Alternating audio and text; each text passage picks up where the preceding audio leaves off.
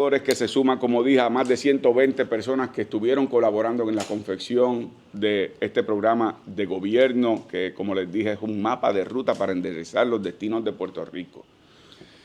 Y quería hacerlo porque típicamente se plantea cómo es que vamos a construir un gobierno, pensando que esto se trata de un esfuerzo unipersonal.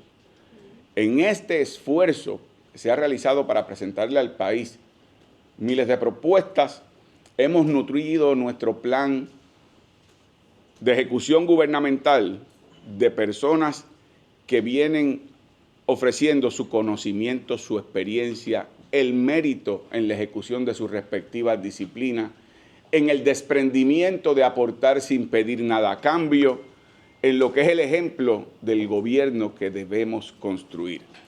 A ninguno ni a ninguna se le pidió ni se le exigió divulgar ni ideologías de estatus político ni preferencias partidistas en el pasado.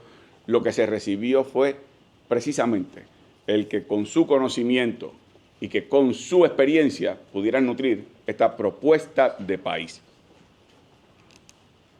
¿Se escucha? ¿Se escucha? Ahora, se escucha. Esta propuesta de país, a la cual también se suman las cientos y cientos de propuestas que recibimos a través de la página patrianuevapr.com, de las cuales se incorporaron a este proyecto de Patria Nueva, más de 100 propuestas que recibimos de ciudadanos y ciudadanas. El contraste es de umbral. Mientras otras personas que aspiran a la gobernación simulan a estas alturas consultas para construir una propuesta de gobierno, nosotros llevamos más de un año en consultas amplias, construyendo una propuesta seria que surja desde las bases de aquellos y aquellas que han dedicado una vida en sus respectivas disciplinas. Ese es el contraste de umbral.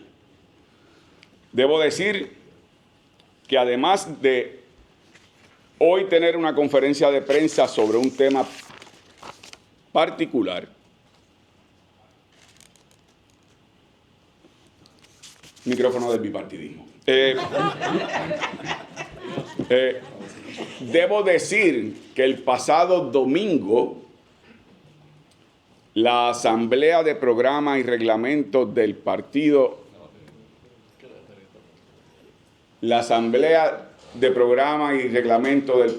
aprobó por unanimidad las propuestas contenidas y desarrolladas por este equipo de trabajo.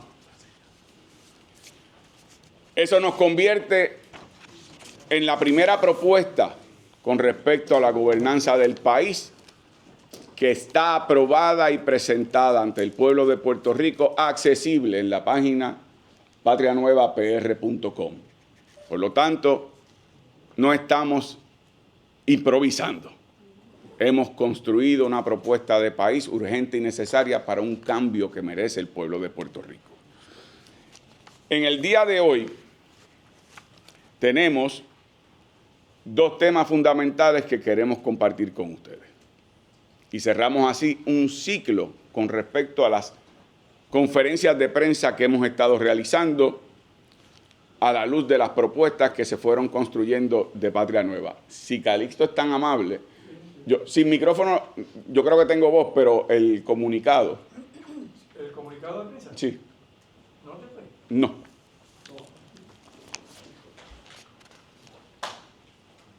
Gracias. Hemos decidido en el día de hoy presentarles para el cierre de ese ciclo lo que son las propuestas para combatir la corrupción y la transformación gubernamental en Puerto Rico.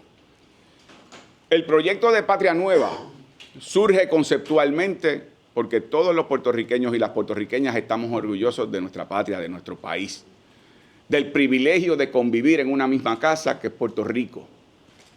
Pero también estamos conscientes que hay que hacerla nueva, que hay que hacer una nueva forma de convivencia social, de gobernanza que responda a los retos que tenemos como pueblo. Lo que estamos enfrentando hoy día son las consecuencias de un bipartidismo que se ha alternado en la gobernanza por 55 años. Y ese bipartidismo nos ha llevado a la quiebra, la pobreza, la marginación, la privatización de servicios esenciales, el desmantelamiento de la educación, el efecto adverso con respecto al medio ambiente, las limitaciones en la educación pública y privada, pero también la falta de acceso a la salud. En tantas instancias, las consecuencias de ese bipartidismo han sido dañina y perniciosa. Y como denominador común se encuentra el tema de la corrupción gubernamental. El criterio, como primera propuesta, el criterio para ser miembro de mi gabinete, al ser electo gobernador, no va a ser que pertenezcan a mi partido político. El criterio para ser parte de mi gobierno no va a ser el color de la camisa que se pongan el día de las elecciones.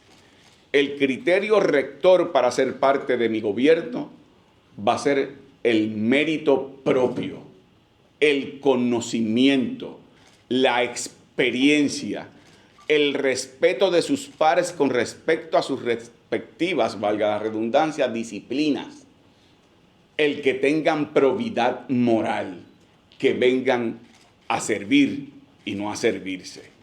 Ese va a ser el criterio. Y de ahí va a surgir el ejemplo de cómo vamos a manejar internamente las agencias de gobierno. Los puestos por favoritismo político y amiguismo partidista tiene sus días contados. No tendrán espacio en el proyecto de Patria Nueva. Y así lo demostramos en la confección de esta propuesta que se presenta hoy en el tema de corrupción y transformación gubernamental. En segundo lugar, con respecto a la fiscalización, es fundamental romperle el espinazo a la corrupción en Puerto Rico. Para eso es importante que los temas sobre el mérito, además de la rama ejecutiva, se utilicen en la designación de los que forman parte del Departamento de Justicia y también de la rama judicial. Por lo cual estoy proponiendo que para el nombramiento de jueces y fiscales haya unos criterios específicos de ejecución profesional, una cantidad de años postulando y litigando en los tribunales, acudir a institutos especializados con respecto a lo que es la ejecución de ser juez o jueza o fiscales, que además tengan una evaluación ética de las organizaciones profesionales que les agrupan y con la participación de las escuelas de derecho. Y que cada persona que aspira a ocupar una posición, ya sea en la judicatura o en el Departamento de Justicia, tenga que hacerlo por competencia. Tiene que competir demostrando que tiene los méritos para ocupar el cargo. Y para cada uno de esos renglones se establecerá una fórmula para que aquellos y aquellas que obtengan las mayores cualificaciones sean las personas designadas. Nuestra aspiración es que salga de las ramas políticas, es que salga de las manos de las ramas políticas las designaciones de jueces y fiscales. Y en esto quiero subrayar la importancia. Hoy día basta que un gobernador nombre y un Senado apruebe un nombramiento para juez y fiscal. Algunos de ustedes recordarán que el pasado cuatrienio, mientras yo fui senador, luego de las elecciones y sabiendo el PNP que había perdido el control del Senado, sometieron en una sesión extraordinaria más de 100 nombramientos, algunos de jueces, algunos de fiscales, algunos para juntas de gobierno, algunos para corporaciones públicas, que no fueron evaluados por la comisión de nombramiento, de la cual yo era parte, y que pasaron más del 95% de esos nombramientos con aprobación, a ciegas. Y debe haber habido gente con mérito, y debe haber habido gente sin mérito. Ese no puede ser el criterio al momento de designar personas, de lo cual depende la ejecución de la justicia en Puerto Rico y de los asuntos de gobernanza. Esa es una de las propuestas para acabar con el tema de la corrupción. Cuando uno mira, como ha ocurrido, por qué las acusaciones contra funcionarios corruptos surgen más del Foro Federal, no es porque los puertorriqueños tenemos un defecto en el DNA. El defecto lo tiene el sistema que permite que las ramas políticas nombren jueces y fiscales que luego sienten la amenaza de que si actúan contra políticos corruptos pierden la oportunidad de ascensos, permanencia, pierden la oportunidad de renominaciones. Por lo tanto, hay que sacar la mano oscura del partidismo de esos procesos para darle una verdadera independencia a la rama judicial y al Departamento de Justicia. Pero además de eso, es importante subsanar el desfase que existe entre los entes reguladores en Puerto Rico. Tenemos por un lado ética gubernamental, por otro lado la Contraloría de Puerto Rico, por otro lado el tema del Contralor Electoral, por otro lado tenemos la Oficina del Fiscal Especial Independiente. No sabe una qué hace la otra, quién tiene jurisdicción sobre qué, desmovilizan los procesos de fiscalización y por lo tanto es importante definir las funciones de aquellas que permanezcan y extinguir aquellas que no funcionan. Entre esas, la Oficina del Fiscal Especial Independiente, que como saben ha servido más como un brazo político partidista de los gobiernos de turno. Otra medida es sobre la Oficina de Ética Gubernamental, no solamente fortalecer su presupuesto, pero también nombrando una nueva figura del fiscal de la ética gubernamental, en donde aquellos que le fallen a sus obligaciones con respecto a ética gubernamental no se dependa del Departamento de Justicia para encauzar a los funcionarios que fallen a sus obligaciones éticas en el gobierno de Puerto Rico. Eso con respecto a reformas relacionadas de fiscalización. Pero también hay un tema importante, que es el tema de la quiebra de Puerto Rico, de la cual se han condenado presentes y futuras generaciones, obligándolos al pago de la deuda que ellos no incurrieron. Los platos que otros rompieron pretenden que los paguemos quienes no los rompimos. Y yo estoy proponiendo un ente autónomo de verdad y justicia que investigue la manera y forma en que se incurrió en una deuda impagable para el pueblo de Puerto Rico. Y que eso nos permita dos cosas. Número uno, que no se cometan los mismos errores, que el pueblo tiene el derecho a saber cómo llegamos donde estamos, con una quiebra fiscal, y que se tomen las medidas legales y constitucionales para evitar que esto vuelva a ocurrir. Pero además, también poder saber quiénes en ese proceso incurrieron en actos ilegales, con falsas representaciones, que llevaron a nuestro país a la emisión de unos bonos que no tenía los fondos para pagar y que nos llevaron a esta quiebra. Y aquellos que hayan actuado ilegalmente y cuyos delitos no hayan prescrito, tengan que enfrentar la justicia. Las acciones contra el pueblo tienen que tener consecuencias. Por otra parte, planteo la creación de una oficina para la comunidad puertorriqueña en el exterior.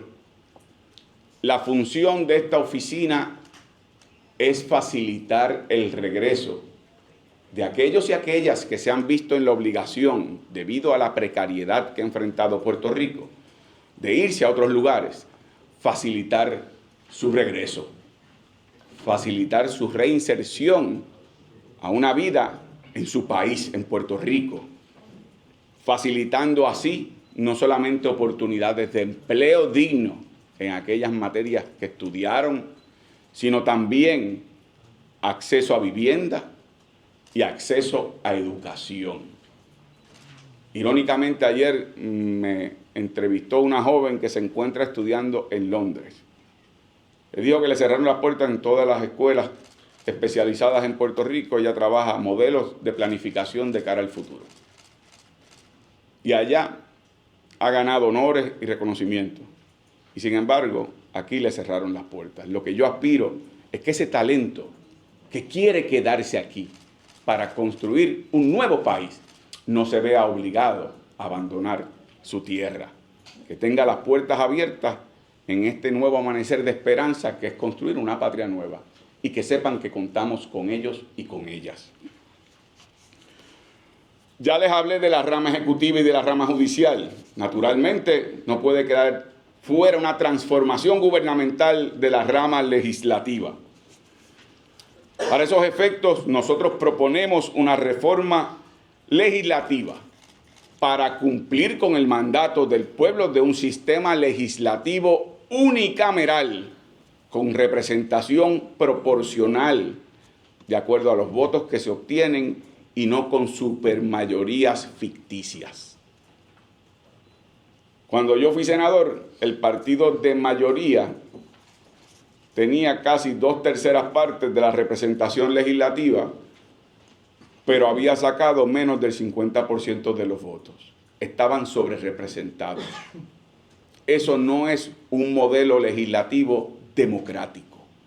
Por lo tanto, nosotros creemos en un régimen y un sistema de unicameralidad con representación proporcional, que en efecto la composición legislativa sea muestra de la diversidad y de la expresión democrática del pueblo de Puerto Rico. Igualmente proponemos que en los procesos legislativos haya un reconocimiento a la participación ciudadana en distintos niveles.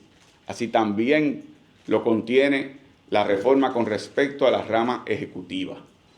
Y que esos procesos que se dan, particularmente en la Asamblea Legislativa, sean verdaderamente abiertos, democráticos y que se pueda escuchar a toda la ciudadanía que se afecta con respecto a la evaluación que se hace dentro de esa rama.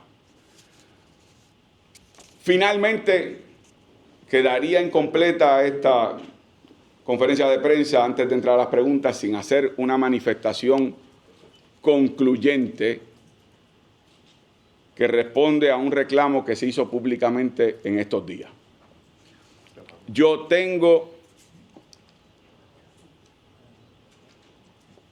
tengo un compromiso inquebrantable con que se apruebe la ley para proteger el poder adquisitivo de las pensiones de los empleados públicos. Más de 160,000 empleados públicos que han visto amenazadas sus pensiones, y yo tengo un compromiso porque ese proyecto que se aprobó en Cámara y Senado y fue vetado por el gobernador del PNP termine convirtiéndose en ley para no continuar empobreciendo un sector de nuestra población que le sirvió dignamente al pueblo de Puerto Rico y que lo están condenando a la pobreza a perpetuidad. Dicho esto, reitero, hoy cerramos un ciclo de conferencias de prensa con respecto al plan de gobierno como se había presentado originalmente. Y ciertamente yo siento el honor, el privilegio de estar acompañado con parte de las personas que han dedicado tanto para poder yo presentarme ante ustedes como candidato a la gobernación, pero no soy yo realmente el que se presenta. Se presentan cientos de personas y particularmente el liderato de estos coordinadores y coordinadoras que han dado de su tiempo para decirle al país que otro Puerto Rico es posible y que la patria nueva está al alcance de la mano. Les agradezco a los miembros de la prensa y estoy disponible para sus preguntas, al igual que estoy seguro que los compañeros y compañeras que se encuentran en la mesa. Tiren una moneda. Buenos días, Rodrigo Toroboico de Bonita Radio. Saludos. Saludos. En relación al tema de corrupción, usted menciona de brindarle más recursos a ética gubernamental para no depender tanto del Departamento de Justicia, dado la poca actividad que tiene el Departamento de Justicia en los últimos 8 años, específicamente en casos de corrupción? ¿Cuál sería la función del Departamento de Justicia? Estoy citando estrictamente el comunicado en cuanto a lo de ética gubernamental. Sí. En el caso de justicia, al adoptarse el modelo de cómo se van a nombrar los fiscales a base del mérito, eso le va a dar una independencia de ejecución donde en la división de integridad pública podrán atender casos de corrupción gubernamental. En el caso de ética gubernamental hay unas obligaciones que tienen funcionarios donde ética gubernamental no puede constitucionalmente, de acuerdo a determinaciones del tribunal, entrar. Por ejemplo, un legislador electo somete informes a ética gubernamental, pero ética gubernamental no puede dar pasos para acusarle. Eso recae en la rama legislativa. Tenemos que buscar la manera entonces de fortalecer si al Departamento de Justicia que podría encausar criminalmente a esos funcionarios, pero ética gubernamental sí conservaría a través de la figura del fiscal de la ética gubernamental, control sobre municipios y aquellos alcaldes que incurran en corrupción, es dar más recursos para ampliar más los modelos de fiscalización que en estos momentos no ocurren. De hecho, parte de la reunión que yo tuve con el director de ética gubernamental, porque me reuní en instancias de él, es precisamente que ética gubernamental maneja gran parte de sus recursos y, sin embargo, aun cuando multan a quienes fallan a la ética del país, esas multas no revierten ni siquiera en parte o porcentualmente para fortalecer los instrumentos de lo que es fiscalización de esa oficina. Se pueden buscar modelos para, ¿verdad?, fortalecer ética gubernamental sin que eso le cueste necesariamente más al país. Muchas gracias. ¿Y el FEI dónde? Buenos días, a eso voy. La pregunta sería, usted plantea el eliminar la oficina del fiscal especial independiente. Se crea para darle una independencia fuera del Departamento de Justicia, particularmente para trabajar con distintos funcionarios públicos, pero muy particularmente con los alcaldes. Si se va a eliminar, ¿cuál sería la fórmula para sustituir ese organismo? O si es devolvérselo entonces al Departamento de Justicia, que se pretendió separar esos poderes al crear la oficina del fiscal especial independiente. Armando, yo creo en el concepto de un ente independiente para encauzar personas que incurran en corrupción. Cuando yo digo eliminar la oficina del fiscal especial independiente, que no puede ser como es ahora. ¿Quién los nombra? El gobernador. ¿Quién los favorece? El Senado. Ambas ramas políticas, volvemos al mismo problema de fondo. Las entidades llamadas a realizar la fiscalización están amarradas por la mano política partidista de lo que son las ramas de gobierno políticas en Puerto Rico. Por lo tanto, el criterio que se utiliza en la propuesta que yo hago para que fiscales, jueces, sean designados por méritos en competencia, acudiendo a lo que puede ser carrera judicial o lo que tiene que ver con el que desea estar como fiscal, pueda también acudir a institutos especializados, tener años de experiencia litigando realmente y pisando tribunales. Aquí hay jueces y fiscales que han sido nombrados después de unos años como asesores legislativos en asambleas municipales por los contactos que han tenido con sus alcaldes para que los designen y los favorezcan. Hay que independizar eso y, por lo tanto, en el caso de una oficina independiente que fiscalice a los que son funcionarios públicos, que esa oficina no sea designada por las ramas políticas. O sea, que sería sustituir ese organismo por otro. Por uno que sea por mérito, no por política partidista.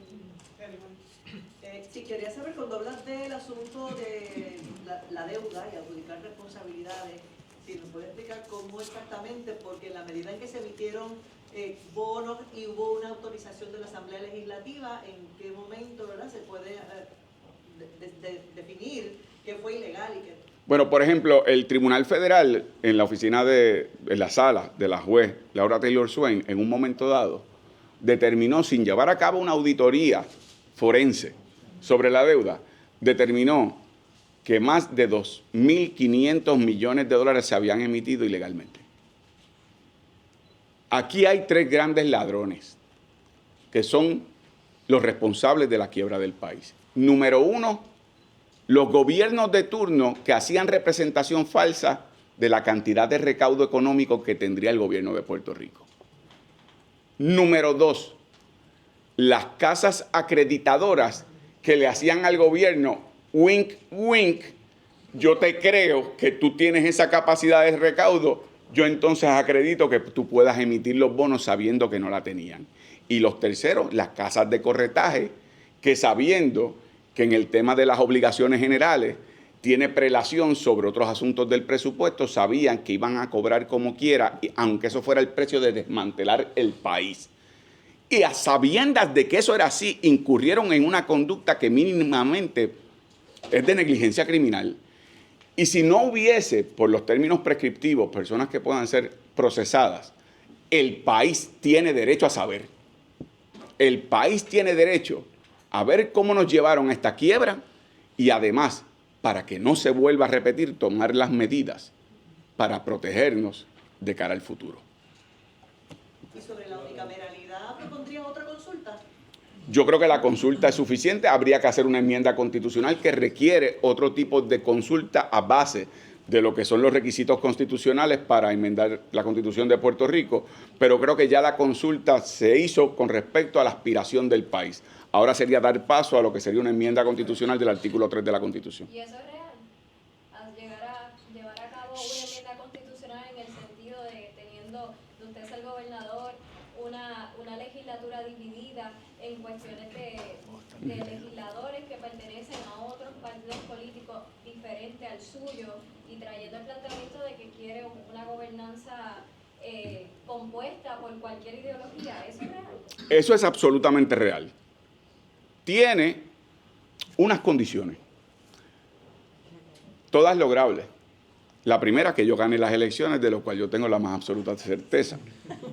Y la segunda, que la alianza que tiene candidatos y candidatas a todos los puestos electivos legislativos obtengan una nueva mayoría en la Asamblea Legislativa. Pero voy más lejos porque la premisa de su pregunta es importante. También lanzar los puentes para aquellos que no pertenezcan al proyecto de la alianza. Que se den cuenta que en este nuevo país que queremos construir hay que escuchar lo que quiere el pueblo de Puerto Rico. Y el pueblo de Puerto Rico se expresó democráticamente pidiendo una reorganización de la Asamblea Legislativa en una unicameralidad, donde tengamos una representación proporcional. Y aquellos que sean obstáculos de ese proceso quedarán varados a la orilla de la historia, y los que estemos a favor del pueblo de Puerto Rico podremos construir sobre esa defensa. Así que será parte de un proceso sin duda alguna, pero yo creo que es absolutamente real. En cuanto a los nombramientos, usted propone que los nombramientos de jueces y fiscales sean por mérito, pero la realidad es que un gobernador lo presenta y es una legislatura que lo define. ¿Qué garantía hace alguna entonces sobre ese proceso? Porque queda en manos de un poder legislativo y no de un poder ejecutivo el poder oficializar ese nombramiento. Aunque hubiese que hacer cambios a leyes o incluso a la Constitución por la forma en que se designan algunas de esas personas, yo te puedo anticipar que si hubiese obstáculo para dar paso a que así sea, yo lo voy a ejercer como una disciplina ejecutiva como gobernador. Antes de someter nombramientos a la legislatura, voy a garantizar que las personas que yo someta cumplan con experiencia en el litigio, con experiencia en lo que tiene que ver unos cursos especializados, ya sea de la judicatura o ya sea para ser fiscales, herramientas investigativas, etcétera. Probidad moral, con la participación de las escuelas de derecho y además de eso, de las organizaciones profesionales. Y una vez pasen ese sedazo de manera ejecutiva, entonces esos nombres, de acuerdo a cómo obtuvieron sus calificaciones, los someteré a la legislatura.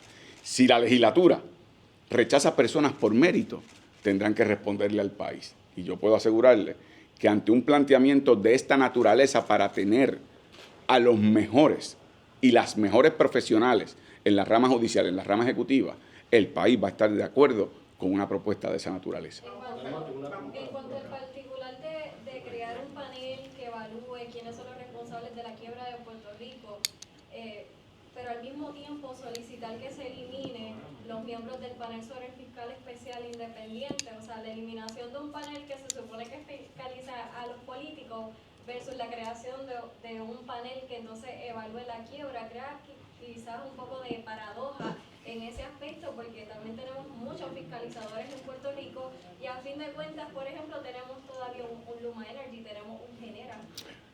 Son varios temas los que me ha tocado. Número uno, en el tema del Panel de Fiscal Especial Independiente es una jurisdicción con respecto a funcionarios o exfuncionarios públicos que hayan incurrido en actos de corrupción dentro de lo que son sus facultades oficiales ocupando ese cargo.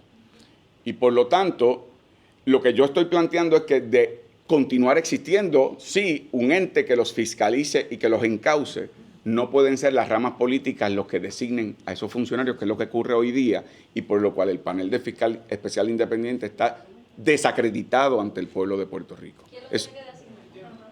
Se designaría por competencia, al igual que el modelo que presenté a la pregunta de Normando. Sí, pero ¿a quién quedaría esa autoridad? Esa autoridad quedaría en manos, en caso de un ente oficial, en manos de la rama ejecutiva. En el caso de la judicatura y de los fiscales, yo entiendo que debe ser la judicatura a base de esos criterios. Lo que no puede continuar es lo que existe, porque lo que existe es la tiraera de toalla. Y entonces, si queremos transformar el país, lo transformamos. Otro tema que usted trae, que no tiene que ver con este, pero lo trae, es crear un cuerpo autónomo como un ente de investigación sobre verdad y justicia de lo que pasó con la quiebra.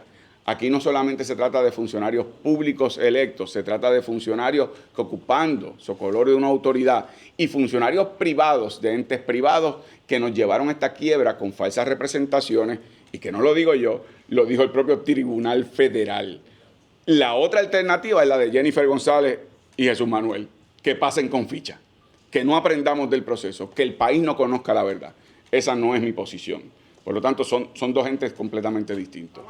Con respecto a Félix.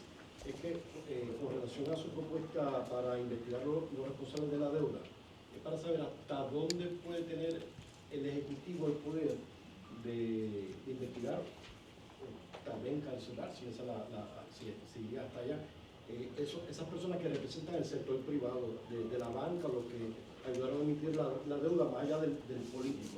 En esa investigación puede haber delitos penales, puede haber faltas civiles, eso lo determinará ese ente. Lo que queremos es saber la verdad y que el país sepa y que aprendamos de ese proceso. Por eso yo dije, y si en el camino se identifica que personas violentaron la ley y no han prescrito, que pueden haber prescrito los delitos que cometieron, que por lo menos el país conozca. Y yo creo que en ese sentido no hay problema con respecto a llevar a cabo una auditoría de la deuda, a llevar a cabo una investigación de cómo se tomaron esas determinaciones por los equipos económicos de los gobiernos que nos llevaron a la quiebra, de, por ejemplo, la emisión de bonos de $4,000 millones de la administración Fortuño, siendo Jennifer González presidenta de la Cámara de Representantes y Tomás Rivera Chatz presidente del Senado, para saber cuáles fueron los criterios y para que el país los conozca. Aquí no se está tratando de una persecución de brujas, se está tratando de que llegó el momento en que los gobiernos tienen que dar cara y explicaciones al país. Usted mencionó el ejemplo de Luma.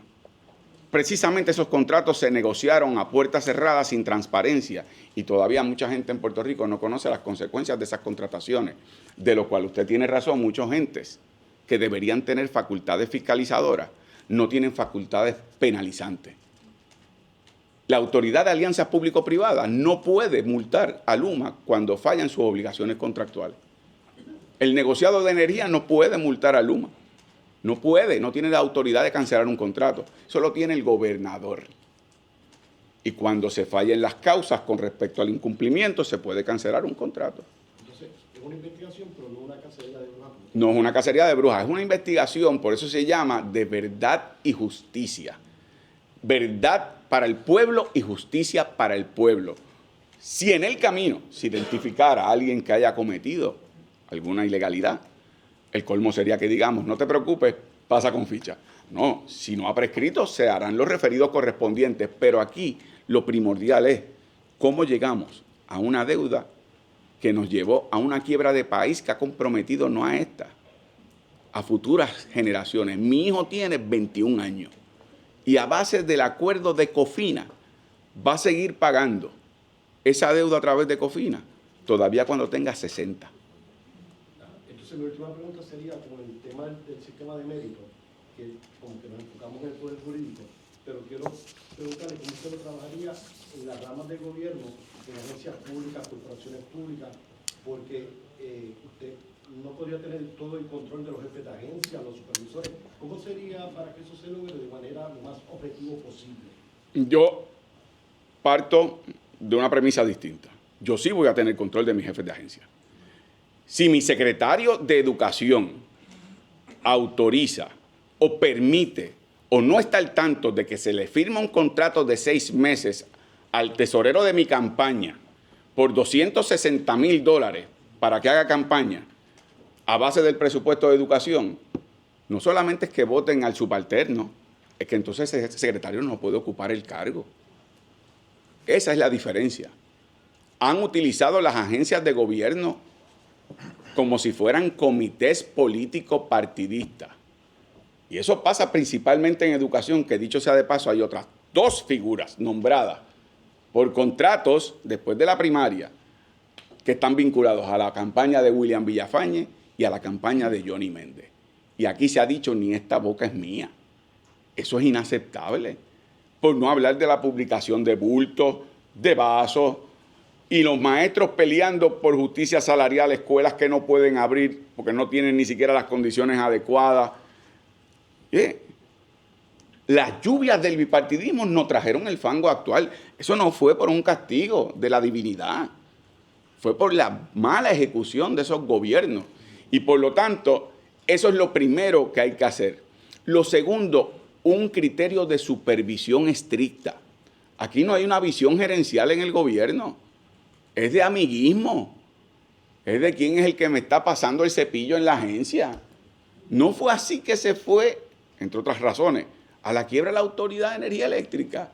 Que si los energéticos progresistas, que los energéticos populares, y si tú me donas a la campaña, tú vas a tener posición para ascenso, para posiciones con buenos salarios.